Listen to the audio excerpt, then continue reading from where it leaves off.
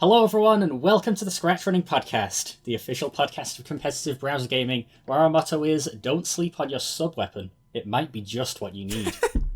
As always, I'm your host Keiron, and with me on the mic are my partner in crime, Apfel Lord, and my brother in Christ, Yes Quite. What a great intro. What a great intro. Let's go. Hello. Welcome to episode 38. Oh man. Of the only podcast on Scratch. I stopped counting after well, see, there's the problem. I don't even know. Yeah. Counting. There are too many episodes. You stopped counting after you stopped counting. That's correct. Yeah. It'd be like that sometimes. I don't know. We're close to closing out the season. Soon. Yeah, the Halloween is next episode. Oh yes. That's always marks like one of the coolest episodes we always do each year, but also every year. Are we gonna top a Frightful Encounter? Is it possible? I don't know. Is Shalebridge alive? That is the real question. Yes. The question on everyone's mind. Yep. Except for what the dog doing. That is actually the question on everyone's mind. This is true. Anyways, I need to get a drink. You need to get another drink? Let me have a sip. No, too. It's fine. Oh, yeah, I went to town. I went to town and found a can of Mountain Dew Baja Flash. What? And I'm not sure how it ended up on British store shelves. It is the special edition soda from last year. Mm-hmm. But, like, as sodas leave American store shelves, they appear on British ones. They spawn in Great Britain. Interesting. And that is how I also have 2 cans of Baja Blast in the fridge. What? It's like the loser's bracket of sodas. It's like the loser's bracket of soda. You didn't make it in the US, Yeah. but hey, maybe you can hold your Hey, own. hopefully someone will find you in the British American import candy stores and maybe buy you for £2.50. And then, hey, it'll do even better, and it'll somehow get popular as like a big British thing, and then it'll come back over to the US. Please bring Mountain Dew Baja Blast to the UK. See, I think that would work. I tried the Baja Gold, by the way. Oh, nice. Not that great. Just kind of tastes like pineapple juice. Oh. Baja Carbonated. Flash, due with a blast of natural and artificial pineapple coconut flavor, it goes. A lot of artificial coconut flavor, probably. Honestly, they should have just brought back Baja Punch and Flash. No. So yeah, everybody, if you see Baja Gold, probably like don't Pass let on it it. trick you. It's not the Go same get as Baja the Blast. blast instead. Yeah, get the blast instead. And that concludes our That's the soda segment. monthly soda segment that we. That's the have to do. Keiron K-Trav 258 Travis soda segment while we wait for Clabs to get his computer fixed. Yeah. It's Clabs is never enough, but it's what we can do. It has not been the summer of Clabs. It is not, but I'm personally very much looking forward to when he'll be Everyone back. is awaiting the return of Clabs. I already have a plan for what I'm going to do when Candleworld reopens. Oh. Is that like it's closed now? It's closed because Basically. Clab's computer's broke. He can't do the ARG. He can't really do anything. Yeah, It is the world is getting restless. People are getting Yeah. like critical levels of bored where they start having increasingly bad ideas. Let me in! Oh man. Yeah. So, like, one thing I want to explore about Candleworld is the world. Mm-hmm. Because there's so much of the world that isn't documented, but all of these locations are real. And I think it would be really fun to either have someone show me around a weird space, just a regular space. Yeah. Like, just go to no one's space in particular and just hang out. For example, I have seen the derivatives project of KiCat again, KiCat! which was updated just Nice. recently, and that looked like really cool. All the new stuff they added. Of course, the Honestly. drawings always like beautiful. Some of the best information on the internet about Candleworld. Right. And so But yeah, I basically want to have my pilgrim go on a walk. yeah. Personally, I just like I can't wait until Claps comes back to bless us again with another good soda segment and not just like Yeah, trying to me it's talking just- about what Baja whatever flavors we have tried. Yeah, if you don't know, last episode and in the results project, I also drank a different flavor of Mountain Dew. Yep. This one's good though. So my question, though, is that now that you've picked up Splatoon 3, do you hear the Ooh. what's it called? Like the soda jingle each time you pick one up? The Tacticooler. There you go. I love that. I love Tacticooler. They really just brought the fridge into battle. Wait, is that like a thing that you put down and it like fills up the tanks of your friends while they walk It's past? like it's No, a little. it has booth. four cans of sodas. It gives you, I think, swim speed up, run speed up, really quick respawn. If you die with Tacticooler, you respawn in like a second. Is it overpowered? I wouldn't actually, kinda. I mean, I'm an NZAP main currently because it has Tacticooler. You can put the fridge on the zone. You can put the fridge behind the tower. You could put the fridge in a safe space like a dispenser. Yeah. You could put it in the middle. Yeah. You could put it right next to the goal in Clam Blitz. I've actually never played Clam Blitz in Splatoon 3. Never. What is Clam Blitz?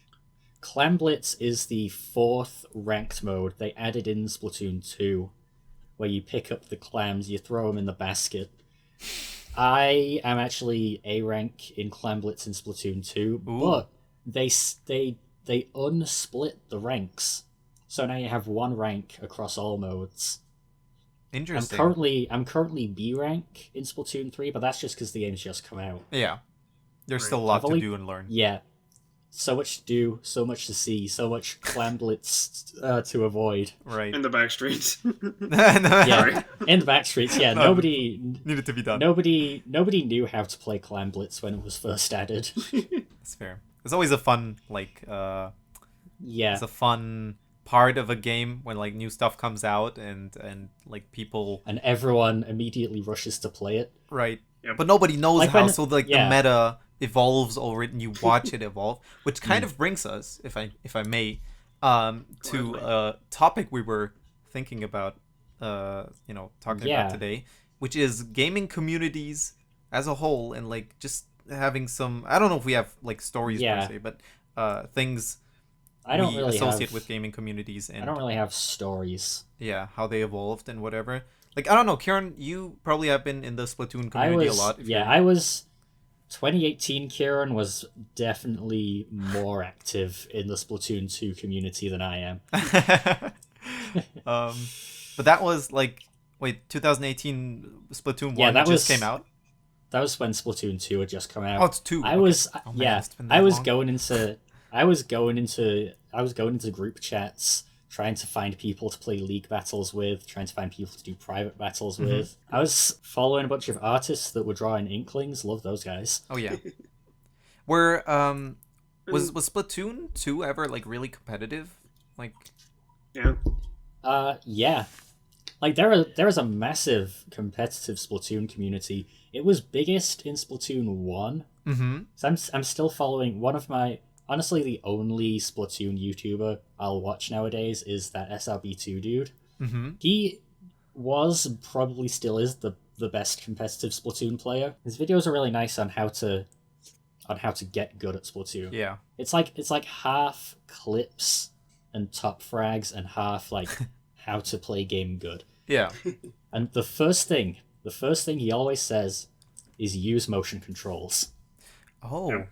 That's an interesting thing about Splatoon, is that it's one of the very few games where the motion controls are done well enough that it's actually the preferred option. Like, it's better. Yeah. They're done so well. Yeah. Especially in 3. I've seen a lot of videos explaining how the smoothing of the motion aim in 3 makes it more stable than in 2. Wow. I just remember playing Splatoon 1 a bunch and like I think the motion controls weren't that great, but maybe I'm mistaken and I Dude, just the gamepad's great. You The think? gamepad actually the gamepad actually has less input delay than the Nintendo Switch. Oh my goodness. And what I was gonna just probably bad. Right, is that like it does take some time to get used to, and it feels janky until you like get a feel But for once it. you get good, Yeah. once you get good, you get good. So, has anyone here ever played a game with mouse movement, like mouse aim? Yeah, You absolutely. mean like? So, like any FPS, Oh yeah. Minecraft, basically any first-person game. Well, there we go. Yeah. That's probably the Aiming one. with motion controls on Splatoon is kind of like the flicks you can do aiming with a mouse. Yeah, I agree. I see. And that's what makes it so good. It's mouse aiming with controller movement. Which kind of makes it more natural again, right? Kind of the best shooter game I've ever played. Ooh. No Splatoon Crunker 3. on that list. No Crunker on that list. Dang. Crunker's like third. Okay. Actually, no, fourth. It goes Splatoon 3, Splatoon 2, Splatoon, Crunker. Nice. Honestly, the only thing you can really do to make a shooter game better is add the ability to turn into a squid. And once you've Right. done that, where else can you go? Right. I wonder if any other game will now like Call of Duty will just have an Call of option Duty that turns with- you into a squid. Call of Call of Duty Duty with mollusks. with the squid button, Yep. it could go hard. I'm looking forward to it. Do you think, or how has the Splatoon community, evolved from 1 to 2, or even in 2, like a bunch of stuff came out that maybe shook up the meta? Yeah, because that's the other thing is that like there's the broader community of like the artists, the content creators, Yeah. like talking to people about it, but also there's just the day to day like what's in the game, There's just what's the- been added, there's just what's the been changed, what's Regular players. Yeah. Like, do you remember any big things that were brought to the game that changed stuff up? The big ones that were overpowered when they were added were Clash Blaster, Lunar Blaster in Splatoon 1, Aerospray RG I remember being good. Oh, In Splatoon you're 1. saying saying these words like I know what they are. Yeah. Weapon So types. Yeah. yeah. So the real big one was the Blob Lobber. It's a bucket that throws out I 4 remember. bubbles, I and remember that kills things. Oh no. Blob kills things. It's also just very fun to say, so probably a lot of people just went with that. the Blob Lobber. Blob lobber. It's difficult too. If you want to be a real funny guy, you can always just go Ink Brush and destroy a ZR button. Yeah. That's a real big guy move. Yep. They took away Krakens. That used to be a thing where one of the supers was Yeah. you just turn into a superpowered squid and crash Oh. 3 people, and then they took that away. Yeah. The Kraken of Splatoon 2 is Baller. Yeah. You kind of jump into a hamster ball that Yeah. wheels The- around and then explodes. The Kraken of Splatoon 3, I guess, would be Baller again. No, I think they replaced Baller with Zipcaster. The Which Zipcaster. Sort of. Zipcaster has a few levels in the story mode. Basically, it takes away your sub-weapon and replaces it with a grappling hook. Uh-huh. Think the a dual straight claw shot line. from Twilight Princess. Oh. Yeah. Well, that's kind of cool. Yeah. it's- Man, I Yeah. need to. Maybe I need to get this game. Maybe I need to get You need Splatoon to 3. do Splatoon 3. It Yeah. could be very good. Splatoon 3 sweep. Yeah. You kind of are getting me excited for Splatoon here. Not gonna Yeah. lie. Is it like how's the can I game? say? How's the game right now? Do you think it's in a good place? Do you think? It just came out. It's doing Splatoon great. What are you 3. talking about? Yeah, I mean, like, Yeah. how are Splatoon people 3. reacting to it? Because I haven't seen much. Everybody loves Splatoon 3. There we go. All right, that's all I wanted to hear. That's all you need to know. Yeah, Yeah. I might love it too then. You know who loves Splatoon? Who? Japan. Oh, I mean, Go on. Japan I think I know what loves you're getting on, but Yeah. other people might not. Splatoon 3 had the most copies sold out of any game ever in Japan on the opening weekend. Like How ever. crazy is that? Right? Actual Splatoon 3 sweep. Ever? Ever. How? My guess is What? just the way it like appeals to so many different kinds of people for so many different kinds of reasons. Like Oh, it that's can clever. be competitive, Oh, it that's can be clever. casual. There's like interesting little social components like the clothing you can get, the lockers you can Mhm. decorate. There's like a Yeah. whole self-contained like musical scene. Like the music in the game Yeah. is made I by would actually buy. in-universe I would stands. actually. I would buy albums from the Splatoon artists. I would buy clothes from the Splatoon clothing brands. It's crazy. Oh man, they kind of did everything right, didn't they?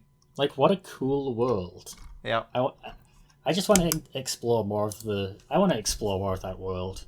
Yeah. Keiron, for the further confusion of Nick, what is your favorite Splatoon artist? My favorite Splatoon artist, I think it's the Chirpy Chips. Nice. The chiptune guys. Wet Floor is pretty good as well, but Chirpy Chips is great.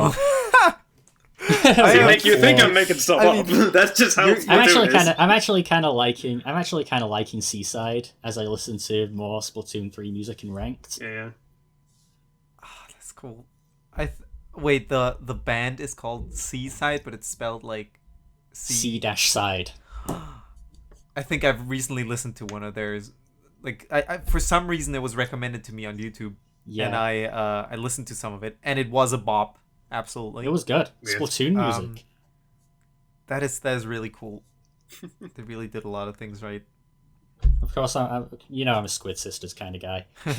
Quite. Since you were the one who came up with this topic about gaming communities, and Keiron kind of wanted to talk about Splatoon anyway. Splatoon anyway. Yeah. So that just kind of Games perfectly went together. But how have you been in any gaming communities that you thought of when you told us about that idea? Honestly, I was mostly thinking about you two, because I feel like both of you, especially you, Nick, because I feel like you've been part of video game communities in terms of seeing meta develop, and card game ones as well.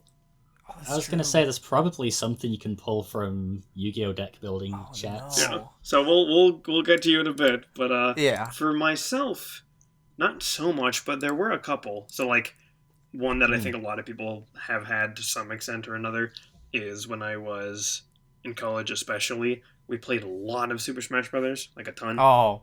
And so it was just fun to that's interesting, because that's a microcosm, they call it, a tiny little pocket that becomes its own thing. We had our own rules of how to fight honorably.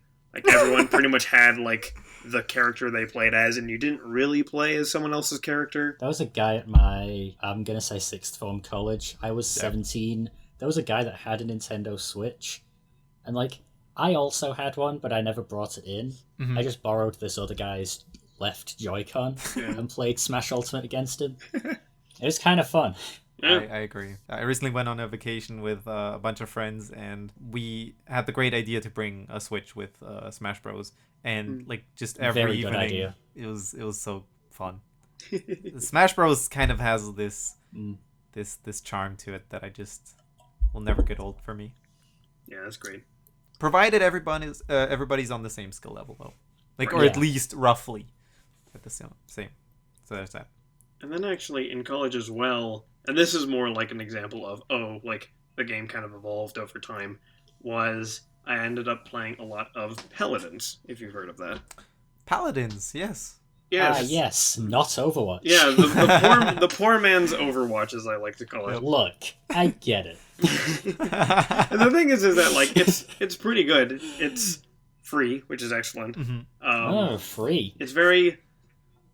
I've played it long enough to almost forget the fact that, it's kind of rough around the edges. It's a little unpolished, just visually. But the way it works is fine. I can relate. And that was a very interesting game to play for a long time, because they introduced new characters a lot. It was interesting to see the new, the type of new characters change over time. Two big differences. The first was that a lot of the original characters had a lot of movement abilities. So one could have a really big arced jump, but could do it really, really frequently. So you could basically just leapfrog around the map. Yo, you can hit the backwards long jump. Basically. There's the jetpack character, the dash in a straight line, but in any direction Edward? character, basically. And then I think you mean Arc. Wait, okay, so jetpack is Edward, dash is Arc. Oh, sure. lots of jumps or like frog-like jumps might be Gnaw. I'm unsure. I guess there's one character that could like he has hover a lot, so that's basically Xavier. Oh, Xavier. Yeah. There we go. We can cover all of them. Wait, what's Dude, Phantom? play Super Fighter Double Tournament jumps? Paladins. Do we have double jumps somewhere? Yeah, totally, yeah. Oh, brilliant. Move. So first of all, it moved from that to a lot of the newer characters are different from each other, but more in a League of Legends Dota kind of way, where they just have different abilities and different like extra stats and points to keep track of, rather than like, this character just feels and moves totally differently. For sure. And also, a lot of the design kind of shifted in that direction too, where at some point, I can't remember when it was like about a year and a half ago when I started asking myself, like, is it just me, or there are, like, a lot of cat ears in this roster by now? And, like, they released one cat ear character that just kind of went through the roof, and they're like, Oh, I guess we'll cats in this game. We'll just do this forever. Not exactly, but definitely, like, that influence. I think you know what I mean, when it's, like, the League of Legends female archetype thing. Like, I kind a of lot understand where you're of a lot coming of characters ended up looking like that, and I was like, "Why is this happening? What?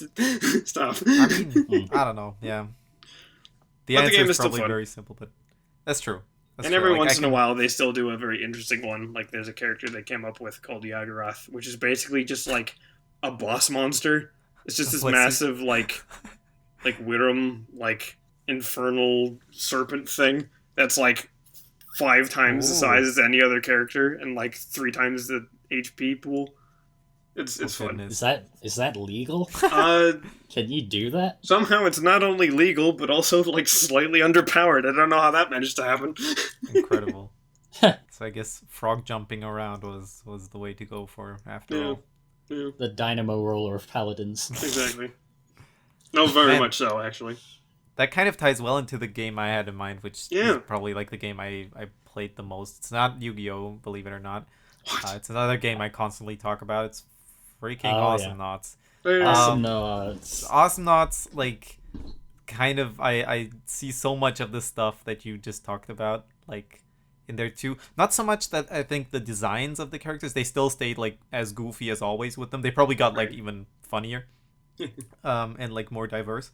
But what I could definitely see is, like, that at some point they went from characters that had, like, unique movement, like every character felt completely different, because Awesome Knots obviously like a MOBA that plays like from like 2D kind of like, you know, movement, like comparable to platformers, so comparable to Terraria. I don't know, if you play Terraria you probably could move well in Awesome Knots too, just that you had to apply it now to like the MOBA genre of you know, staying near your teammates, team Terraria Penguin CTF. right exactly. And so they had like all these cool ideas for how you could move with a character in like the 2D space, because in League you kind of just, you know, you click somewhere and he moves there. What are you gonna do? You click somewhere and you just club penguins over there. But here now you have like characters that jetpack, just like how we said, characters that do double jumps, characters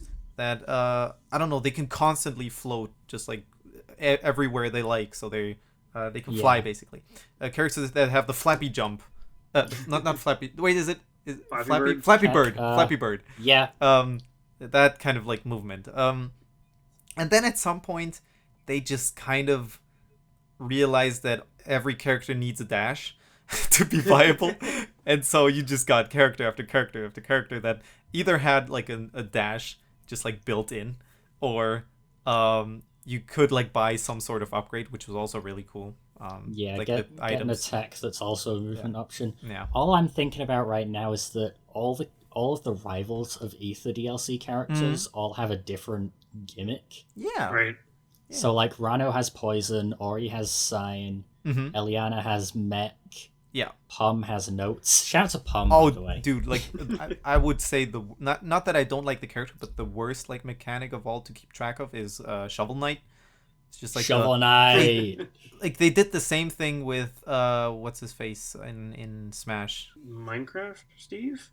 Is it like Finn Multiverses? Finn Multiverses, and then in Minecraft, in Smash, I would say it's similar to Hero, Steve. maybe? Hero? Oh, yeah. Yeah. Hero has mana. Yeah. Steve has resources he has to mine. Yeah. Shovel Knight hits you, and that's the big money move. Yeah. And he just kind of, like, as soon as I need to look at a menu while playing a fighting game, I know, like, they've gone too far with the character. They've gone too far. Yeah.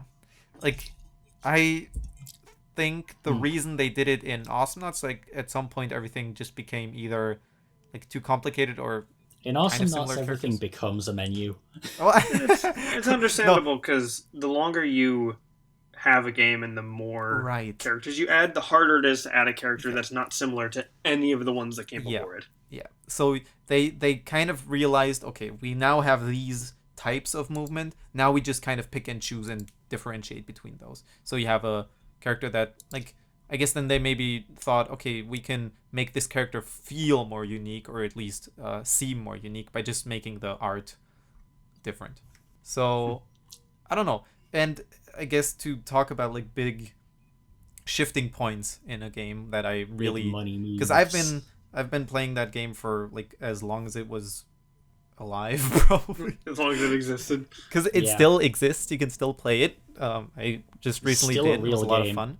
But it's definitely more, like, there's not a lot of people playing these days. So I was there when the game went free to play, for example, from being like a $10 game to free to play. And the spike in, like, people that joined the community and shortly after left, but was huge, and all the new stuff that came out of it it was very fun to see that. And also, I think that's the reason why they don't continue Awesomenauts and don't have any plans to do something similar with it. A community of, like, such a competitive game, like a MOBA, for example, can be very stressful to deal with as a developer. Yeah. It can be very stressful to deal with as just a regular player too. Right. So if you have never played Awesomenauts, I would not recommend it. Which I would say for any MOBA. Ah, yes. I see. But I'm just not a MOBA guy, am I? Yeah. I think of all the MOBAs, Awesomenauts makes it the easiest to jump in, but I agree, it's still a lot. Yeah. I recently got tricked into playing League again.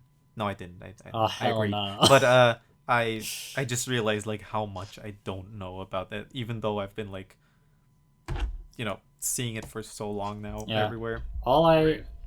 Sometimes I see gameplay of League of Legends at the background of a Donkey video, or, like, as a joke in some other YouTube video, and I'm like, is this like a game that people can play? Is this like a thing?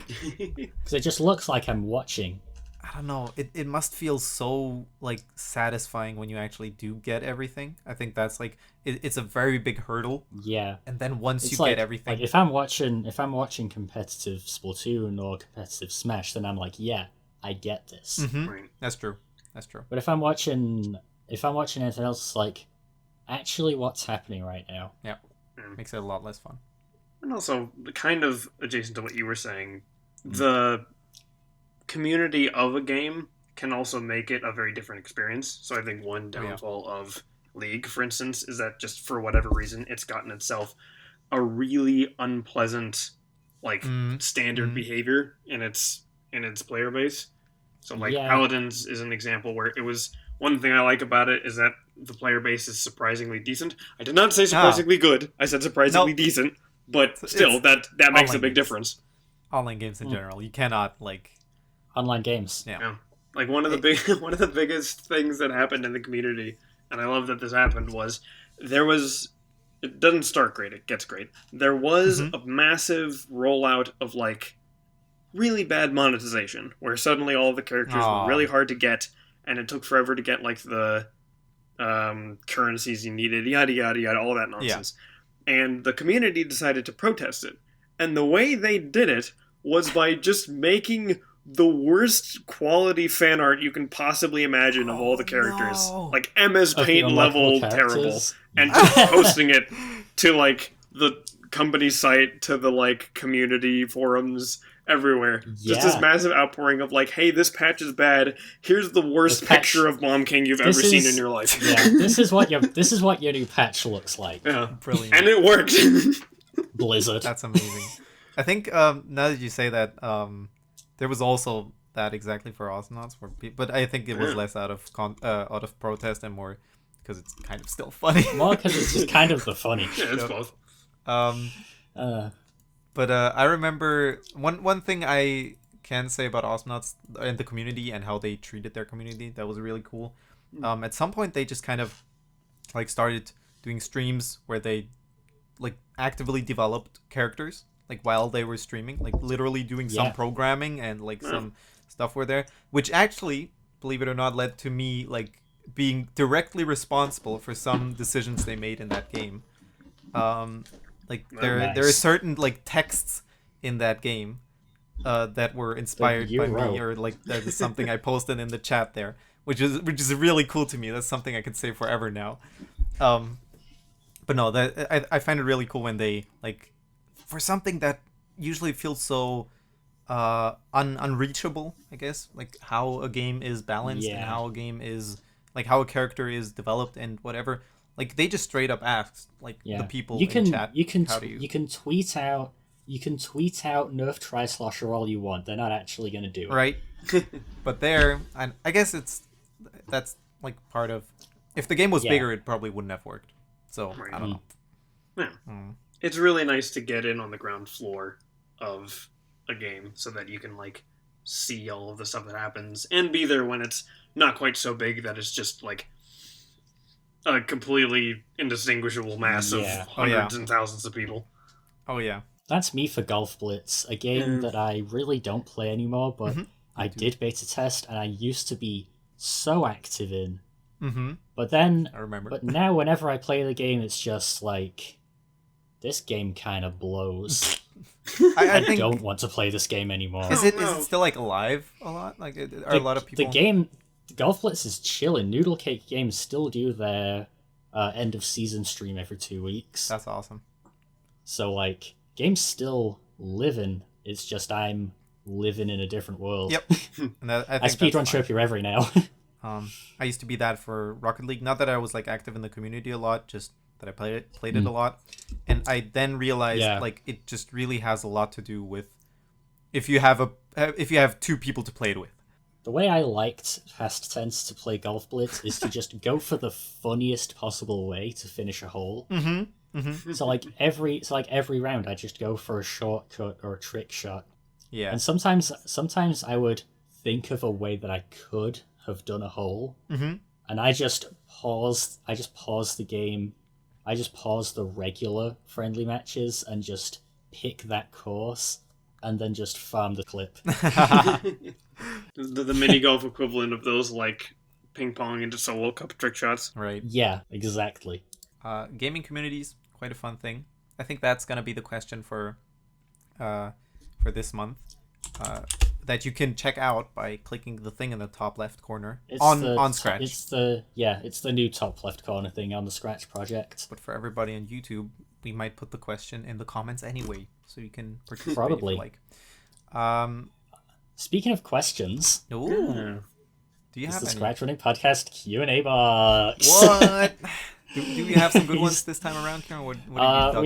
We have some pretty alright ones. We have from Pickle Powder, who has the highest kill-death ratio? Yeah, like IRL. I am legally not allowed to talk about that. Thank you. Moving on. No. Yeah. What does it mean if I say like 007? What has happened to me? They call me 007. You're a cat. 0 kills, 0 assists, 7 deaths. Oh my goodness, even the assists would be... This is a terrifing question to ask somebody like earnestly. I'm not sure which is scary. Yeah. Pickle _powder. What's yours? If you don't want to answer that one, there's also Bird6147 asked us, when are the sign-ups? When are the sign-ups? What? Like in Scratch Ultimate Paradox, the fighter sign-ups. You could be a post-launch fighter on the ScratchRunning Podcast. Oh. Well, unfortunately, that doesn't really happen. No. Because if I add one person on sign-ups, I have to add everyone, and that's never going to happen. Right. But good news, you can just literally make your own podcast. Just make a podcast. Just make one. You can do it. You make it then if you're so smart. I'm a human. You're a human. We all have the same skills, roughly, probably. We all have the same. Some of us don't have voices. Some of us don't have microphones. Those people cannot make podcasts. Probably not.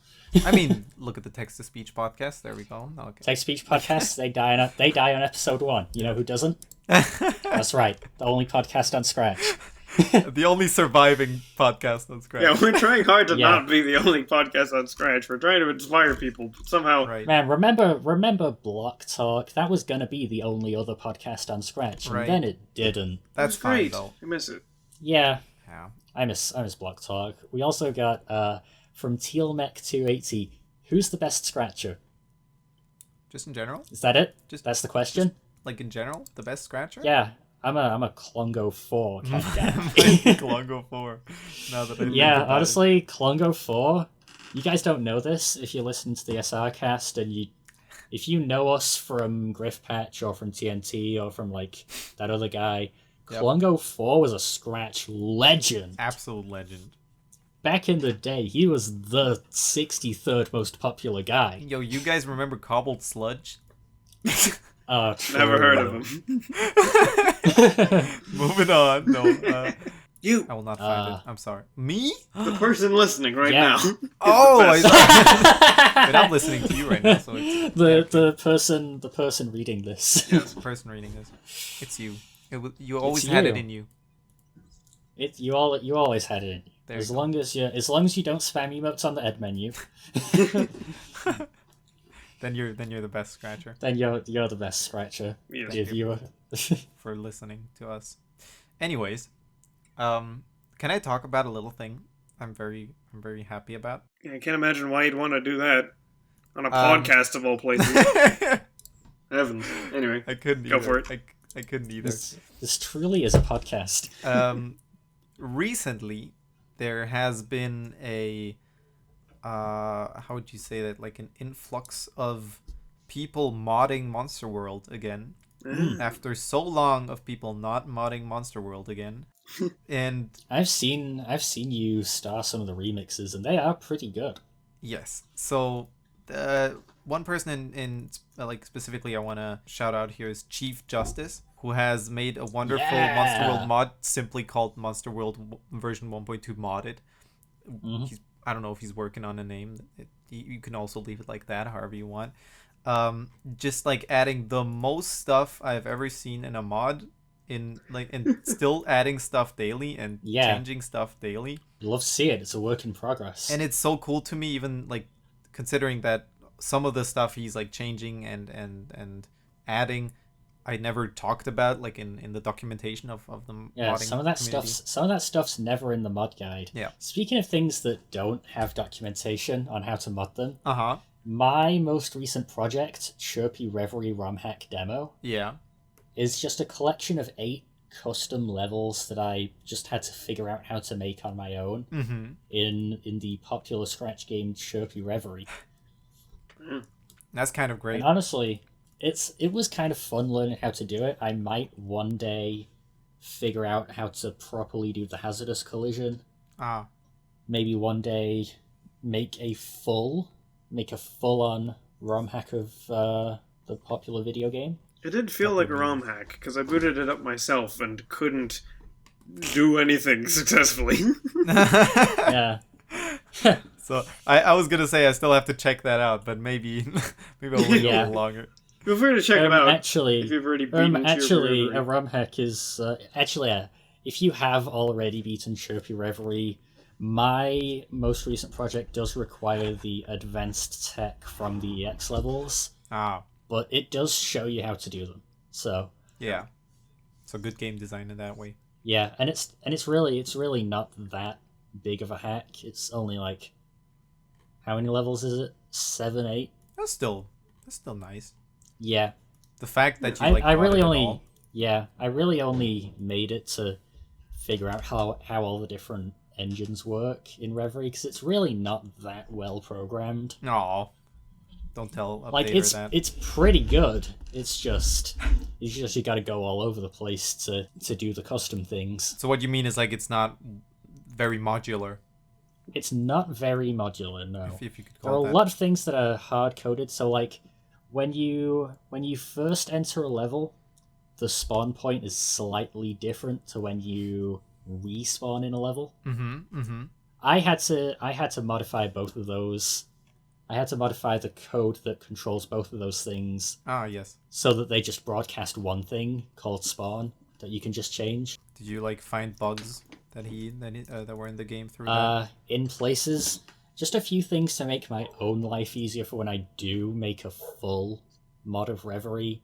Just like remove some story beats, remove the intro, just have new game go straight to the world map. Yes. Turn up his jump off by default. Oh. Just basic things. Just basic things that make the game more enjoyable, probably. That make the game more enjoyable. Yeah. It's actually funny, Chief Justice, just to get quickly back to that, actually found a bug in Monster World that I didn't know how to fix for a long time now, and you just kind of found it through modding the game, and now it's fixed in the real version. So hey, honestly, quite incredible. That's what can happen if you mod a game. In general, mods really cool thing, and remixes. Yeah. I'm just happy about Scratch's remixing system in this case. Some of these remixes are so good. Yeah, shoutouts to wonderful people. Shoutouts to Chief Justice. Yeah, there were some. There was a different gaming community thing I was going to talk about that I was recently in like 2 hours ago. Oh please. Yeah, the Google game community. Of speedrunning Google Doodles, playing the multiplayer ones, and even some of the Google experiments. They recently organized a Lotteria 1v1 tournament. And also, on the horizon, I think, is La Pétanque. There's probably also going to be a Pétanque tournament. Yeah. But yeah, Lotteria is a Mexican board game of chance. Is that very competitive in that case? It's kind of competitive, but again, we're all having fun. It is luck based. The tournament format is just we're preparing for La Pétanque. You know what, Nick? I think I kind of want you to be my doubles partner if they do doubles in the Pétanque tournament. Yes, you can please. Play that in doubles? Yes. Yeah, there's singles and doubles. Interesting. I mean, we can't do it for the after show, unfortunately. We've already played it once already. We already played Pétanque on ScratchRunning. That was fun, but I don't think it would make for another video. But maybe if we play the tournament. I think Arena is one of those games that is definitely replayable in multiplayer. Yeah.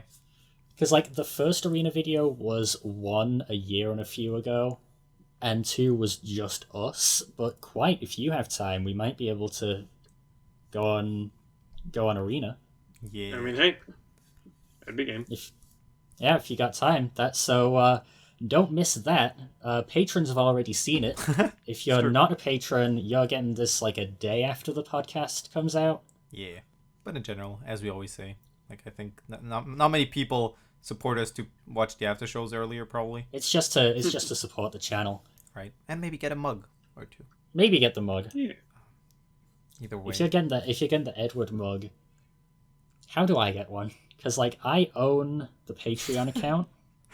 And I don't know how to order my own mug. I just probably send one to you. I don't know. Yeah. We'll see.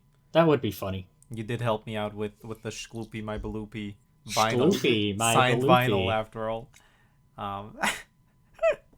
So, I still have that. Nice. I'm always going to have that, hopefully. Shkloopy My Baloopy. You know what we completely forgot? What did we forget? Quite has a quote for us, I heard. Oh no. We forgot about the Yes Quite quote. We were supposed to open the episode with it. All right. And here we are. I'm pretty sure Quite was like, oh, thank goodness they forgot. But no. I think he may also have forgotten. Well, if you don't want to have one, that's No. Like... It's, the quote is this. Oh. Sand is called sand because it's between the sea and the land. I know that one. I love it. Let that sink in. That is a good quote. Let that sink in. Yes. It's been knocking for way too long. The sink is at the door. These aren't really... So far, these haven't really been quotes as much as, like, weird pieces of mostly incorrect advice, but hey, yes. whatever it is in the meantime. No, the water bottle thing is real. Yeah, the water bottle thing is mostly real, yeah. Sure. It is real. Sure. I mean, is there something you could do to your water to not... Okay, anyway. Yeah, the water doesn't expire, it's water. It's like, I don't know, it can become slightly less clean water if you leave it out for too long. But if you leave it in a clean plastic bottle, it's not gonna expire like bread does. Actually, does it like take up little like plastic? I don't know how plastic works. I'm not. No. I'm no to scientist. some extent that happens, but it's a slow process.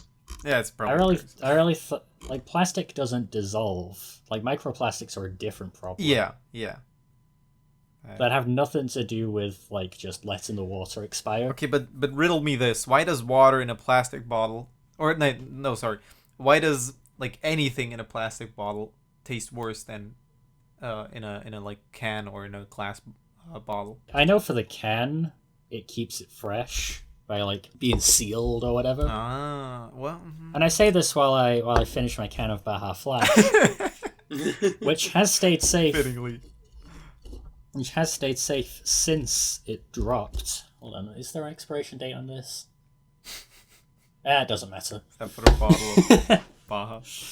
No, but you guys have the same thing, right? Like, what's the tier list for containment units? Drinking vessels. Drinking vessels. Yeah. That's a way. Because I got my main plastic bottle. I've been using that for at least over a year now. That plastic bottle expires June next year. Oh. And I don't think I'm ready. I'll probably just recycle it and then buy a different liter bottle. Yeah. Or I could just, I have a metal water bottle, and drinking out of this hits different. It's also it varies based on the kind of drink. For instance, with me, if I would have a tier list, I'd probably split it into a hot drink and a cold drink list, and the hot drink would start with true. ceramic, and the cold drink would start with that's what mugs are for. Yep. With a couple exceptions, because also there's a couple drinks that you can drink water out of you can drink anything out of anything. That's true. Although I will say, water sadly from experience, that drinking water out of a ceramic mug is a bit of a grim experience. It's like. Just what just feels weird. Drinking water out of the shower though. Drinking water off of your own chin. Drinking water out of a can is low tier. Kind of. I've recently seen something. Who up drinking canned water? So I was in the store, and we were getting some, I don't know, some drink, probably not Baja Blast, unfortunately. But unfortunately, I saw water, carbonated, inside of something I would compare to a milk carton. How do you get a carbonated beverage into a carton? Right?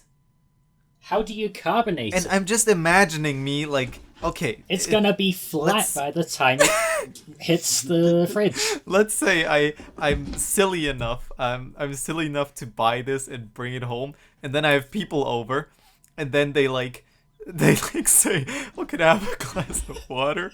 And then I say, "Oh, you want carbonate?" And they're like, "Yeah." And then I bring them this carbonated water. I can only imagine the equivalent of the can opening sound, but from a carton flap. That would be awful. But with the acoustics of a carton, right? Because I can kind of see it just goes. It would be even worse if it was oh, I don't know. It's so stupid. And I look them directly into their eyes while I pour in their carbonated water out of this carton. Carbonated water. That's the next Ty's brewery drink. Yeah. It's probably even worse if it was one of those cartons that you have to cut open. You know those? Oh, I hate those. Yeah. That is currently the cheapest way to get milk at the store. Yeah. And my mom buys the weird cartons. No. They also have those in Croatia. Yeah, so. I definitely prefer cartons with real plastic lids on them, but they're 5p cheaper.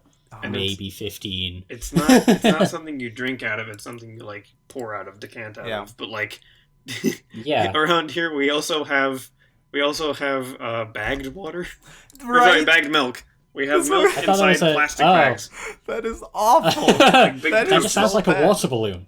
You are drinking out of a water balloon. Sorta. Yeah. And again, you're not drinking directly out of it. You either pour it, or there's special things you can buy where you put the bag in a plastic thing, so you have something more rigid to hold, and then you cut a corner off the bag and then pour it from there. Yeah. But it's still terrible. It's still. I never said it was good. Just we have this. No, I agree. It's an option. The closest I've gotten to bagged milk is the shake mix they make the McFlurry out of at McDonald's. Oh wow.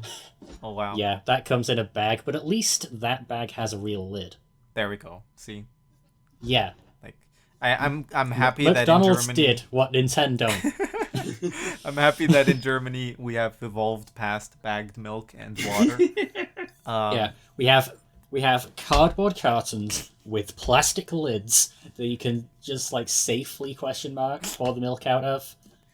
Come on. The other question 2022. is how do you store it afterwards? Right? Let's say you only use part of that milk out of that bag. You just put this.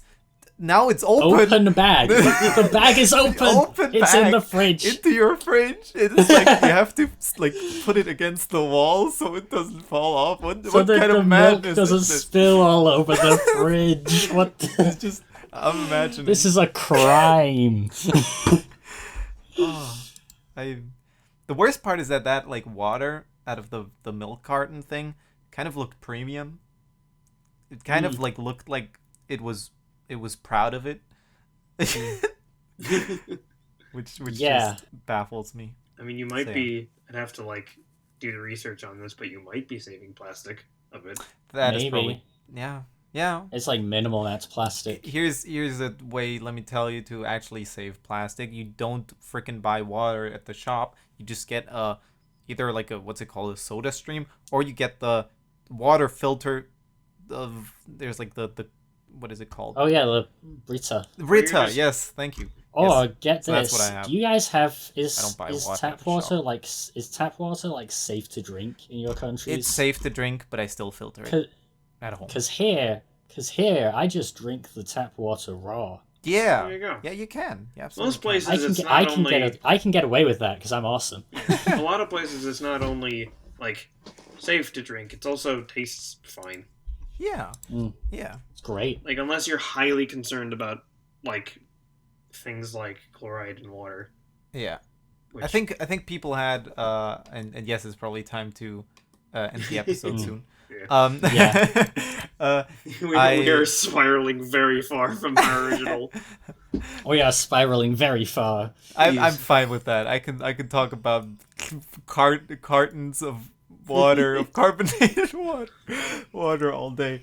No, I have a friend that lives in a big city, and he just kind of when I was over, he just kind of said, don't drink the water just like that out of the tap. But I don't know. I see videos where some dude in a lab coat says, oh, drinking water out of the tap is probably not good because there are many things in that water that we don't know many things about, which I then think, why do you then think that it...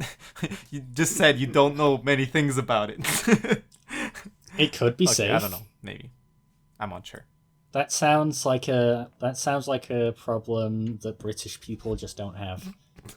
Or at least Northwest England. If nobody got me, I know United Utilities got me. Can I get an amen? Amen. And with that, it's time to end the episode. It's time to go Tin Man fishing. Right. I've been Keiron, the Inkling from Splatoon. I think I said that last episode too. I need to come up with something else. I mean, it's still Travis. relevant. It's never been more relevant.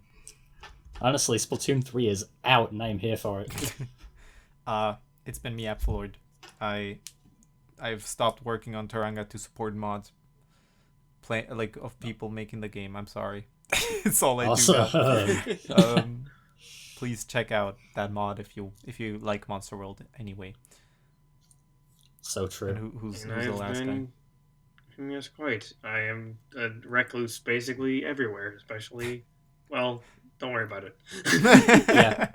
Everything is canon. What's that KDA ratio again? 007, baby. Keeping up the streak. I look forward to being your victim soon.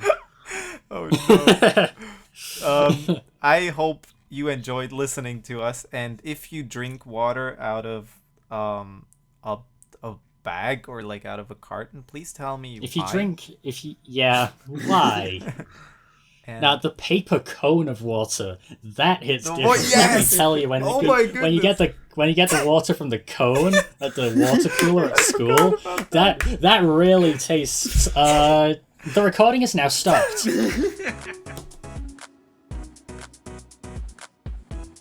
Very nice. Like as soon as you before you finish the water, the paper thing turns into the water basically. Oh. If you hold it with anything less than the daintiest 3-finger grasp, you just spill 3/4 of it.